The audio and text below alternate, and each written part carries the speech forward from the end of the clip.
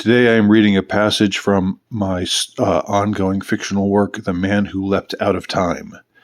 This is a work that I am publishing in serial form. Part 1 of The Man Who Leapt Out of Time was published about a week and a half ago. Part 2 was published just 2 days ago. Both are available on Amazon Kindle for just $1. And I will leave the link below to both of those portions of the story, which is still ongoing. Also, I will leave a link to my Substack channel, which contains the excerpt from Part 2, which I am reading now. In this passage, our man, who has been mysteriously flung into the past after an attempted suicide, comes face to face with his younger self.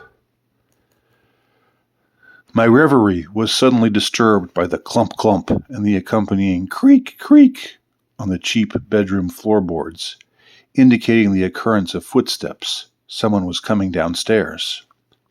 This time I didn't lose my cool, however. I simply set the tin of popcorn back on the table where it had been left, put down my glass of water, and stood up. I was, after all, invisible. Having gained this power was yet another inexplicable aspect of my current circumstances. So long as I didn't make noise and stayed out of the person's way, I would not be detected. I crept to a spot behind the couch just in time to see my companion switch on the lamp. I thus beheld my younger self more closely than I had ever been enabled to before. I saw myself squint in my t-shirt and pajama pants, looking ridiculously skinny and inexplicably insomniacal, not in the least drowsy, although by now it was the wee hours of the morning. One would have thought, with all of the copious intercourse in which I had been engaged, first repeatedly pinning my wife against the wall, causing the adjacent bookshelf to strew several of its contents onto the floor, where I noticed they still lay, then nailing her to the covetous couch behind which I now crouched, then taking her on yet another intimate joyride in the much more customary setting of the upstairs bedroom, I would have been ready to collapse into a thick, dreamless sleep of satiety and fulfillment, but apparently not. How easily an older man forgets the fervent extremities of a younger man's drives.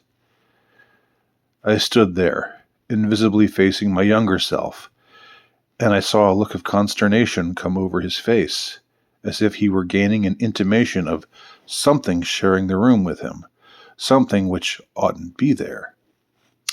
I stood stock still, but found myself beginning to sweat a bit.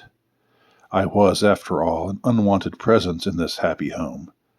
If my younger self managed somehow to see me across the room, he likely wouldn't notice that I was an older version of him, but only that I was an intruder, at which moment he would no doubt attack me with whatever weapon he could get his hands on. I would have done the same, after all, were I him, which, of course, I was. Then he seemed to shrug off this nagging intimation, remembering why he had come downstairs in the first place, namely, to get a midnight snack. He poured himself a bowl of cornflakes, sugared them liberally, added a dab of milk, then sat and began to watch a true crime show that he had seemingly videotaped earlier in the day, or perhaps last night. I, that is, the elder intruder, the one telling this tale, silently shuffled to a different position in the room, away from the couch, so that I could be at a greater distance from myself. Suddenly I felt an enormous jolt of pity for the man who was me. In fact, I peculiarly enough found myself disassociating from my younger self, viewing him as an entity who was somehow entirely separate from myself.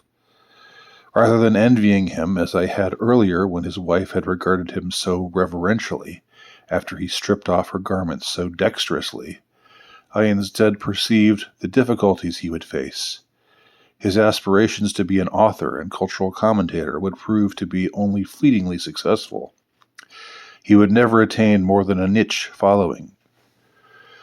What was worse, his wife, the love of his life, would betray him. her love would grow cold and she would leave him because he never panned out the way she thought he would. She had expected that he would hit his groove professionally in a manner that in fact never happened. She had anticipated that he would provide financially in a way that he never could, try though he might, and he did. Now tears came to my eyes as I regarded the naive young student gobbling down breakfast cereal in the dead of night, whilst fixated upon a feature about a man who was murdered by his wife. I wanted to shout, "You pitiful fool! Pay closer attention. That man you are watching is you.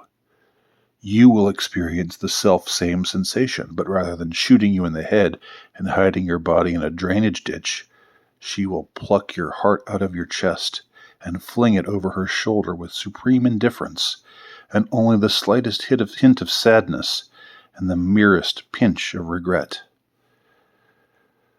But I did not shout those things out to myself. For one thing, I didn't want to give the kid a heart attack by suddenly emerging from invisibility to harangue him. But also, I figured, why ruin the joy of his youth with the truth of what middle age had in store for him? Let him enjoy his late-night post-coital cornflakes and his true crime videotape in peace.